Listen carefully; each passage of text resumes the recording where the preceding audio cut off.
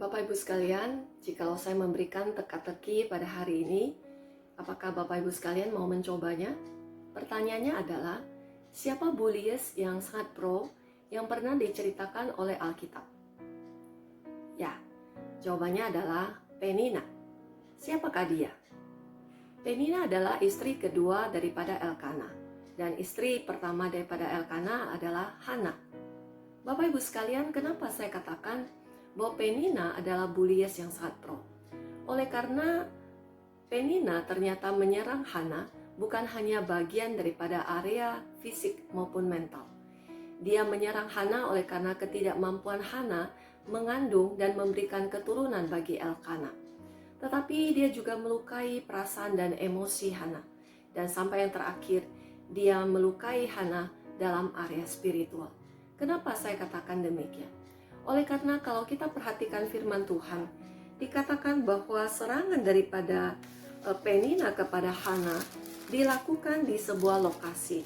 Di mana itu? Ayat ke-7 dikatakan, demikianlah terjadi dari tahun ke tahun. Setiap kali Hana pergi ke rumah Tuhan, Penina menyakiti hati Hana sehingga ia menangis dan tidak mau makan. Penina menyerang Hana justru bukan di tempat lain, tetapi di dalam rumah Tuhan. Kenapa lokasi ini yang dipilih?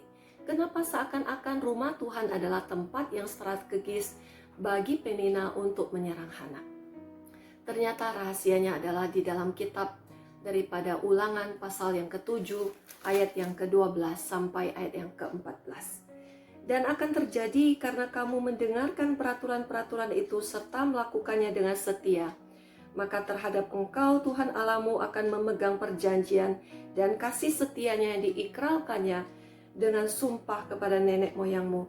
Ia akan mengasihi engkau, memberkati engkau, dan membuat engkau banyak. Ia akan memberkati buah kandunganmu. Ini jelas adalah firman Tuhan, sebuah janji kepada setiap anak-anak Tuhan yang boleh takut akan Tuhan yang melakukan peraturannya. Dan dengan bagian ini seakan-akan Penina ingin mengatakan pada Hana, Hana, tahukah kamu kenapa kamu tidak bisa mengandung? Itu terjadi oleh karena kehidupan rohanimu yang tidak beres. Oleh karena kamu tidak melakukan peraturan Tuhan dengan setia. Sehingga akhirnya Tuhan pun meninggalkan engkau. Tuhan bahkan tidak mengasihi engkau. Dan lihatlah, Dia pun tidak memberkati engkau sebagaimana janji firman-Nya kepadamu. Betapa menyedihkan. Di saat rumah Tuhan yang harusnya menjadi tempat pertemuan yang indah antara umat Tuhan dengan Allah. Tempat pertemuan antara umat Tuhan dengan umat yang lain untuk saling menguatkan. Justru Penina memakai kesempatan di rumah Tuhan untuk melakukan kejahatan. Bapak Ibu sekalian, bagaimana reaksi Hana? Apakah dia berbalik untuk menyerang Penina? Alkitab tidak mengatakannya sama sekali. Dia mungkin boleh bereaksi secara natural sebagaimana manusia yang lain. Dia menangis dengan sedih, dia meratapi kondisi dia. Bahkan dia tidak bisa makan. Dan yang terakhir pada saat suaminya Elkana yang begitu mengasihi dia, kata firman Tuhan, datang dengan kata-kata penghiburan yang mengatakan, bukankah aku ini lebih berharga daripada 10 anak laki-laki? Tetapi bagi Hana sendiri, perkataan manusia, penghiburan manusia begitu terbatas. Itu tidak sanggup untuk mengobati luka dalam hatinya. Tidak sanggup untuk memenuhi kerinduannya begitu dalam untuk memiliki seorang anak. Dan pada saat itu dia tahu bahwa tempat di mana dia dibuli, tempat di mana justru dia dijahati, tempat itu juga tidak menjadi trauma bagi dia untuk datang kepada Tuhan. Tempat itu justru tetap dia datangi dengan sungguh, dengan satu hati yang tulus di hadapan Tuhan. Dan kata firman Tuhan, dia mencurahkan seluruh isi hatinya di hadapan Tuhan dengan ratapan dan tangisan di hadapan Tuhan. Teman-teman sekalian, apa yang dilakukan oleh Hana sesungguhnya adalah sebuah hal yang begitu indah. Di saat pergumulan begitu berat dan penderitaan semakin dalam hidup kita, Hana justru menghadirkan sebuah konteks untuk Allah boleh hadir di sana. Dia membuka dirinya sebagai diri yang tanpa daya di hadapan Allah. Dan seakan-akan dia mengatakan tanpa Allah yang turut campur tangan dalam hidupnya, dia tidak bisa melalui semua keadaan ini. Dan sebagaimana di dalam Mazmur nomor 51 ayat 19 mengatakan seperti ini. Korban sembelihan kepada Allah ialah jiwa yang hancur dan hati yang patah dan remuk tidak akan kau pandang hina, ya Allah. Benar firman Tuhan, Allah tidak pernah melupakan anak-anaknya yang mengasihi dia. Walaupun dalam satu waktu seakan-akan Allah berdiam diri, Allah seakan-akan jauh dan tidak menjawab sedikit pun daripada doa daripada Hana. Tetapi Alkitab mengatakan di dalam ayat yang ke-19, Tuhan ingat kepada Hana. Apa artinya Tuhan ingat kepada Hana, Bapak Ibu sekalian? Saat firman Tuhan katakan Tuhan ingat pada seseorang, artinya Tuhan mengarahkan pandangannya kepada seseorang secara khusus dan Tuhan bertindak. Saat Tuhan melihat keadaan Nuh yang ada di dalam batra, Alkitab mengatakan Tuhan ingat kepada Nuh dan dia akhirnya membuat air menjadi surut. Dan saat Tuhan ingat kepada Hana, Tuhan pun membuat kandungannya terbuka dan akhirnya Hana boleh mengandung dan lahirkan seorang anak laki-laki yang diberi nama Samuel. Bapak Ibu sekalian, Tuhan tidak seperti manusia yang seringkali pelupa. Tuhan bukan seperti manusia yang punya memori yang terbatas, yang dalam satu waktu bisa ingat dan satu waktu bisa melupakan. Tuhan kita adalah Tuhan yang begitu luar biasa. Tuhan yang tidak pernah lupa. Apa yang sudah dia katakan pasti akan dia tepati. Apa yang sudah dia firmankan pasti akan dia lakukan. Demikianlah apa yang sudah dia lakukan dalam hidup Hana. Bapak Ibu sekalian, pada saat Tuhan Yesus ada di tengah-tengah dunia ini, saat perjalanannya menuju sebuah kota bernama kota Nain, dia bertemu dengan satu kelompok orang yang sedang berkabung dan bersedih oleh karena seorang janda yang hanya memiliki seorang anak laki-laki satu-satunya pada saat itu meninggal, dan mereka sedang membawa jenazah daripada anak itu untuk dikuburkan. Apa yang terjadi Bapak Ibu sekalian? Saat Yesus melihat pemandangan itu, firman Tuhan katakan, tergeraklah hati Yesus oleh belas kasihan. Bapak Ibu sekalian, apakah berhenti sampai di sana?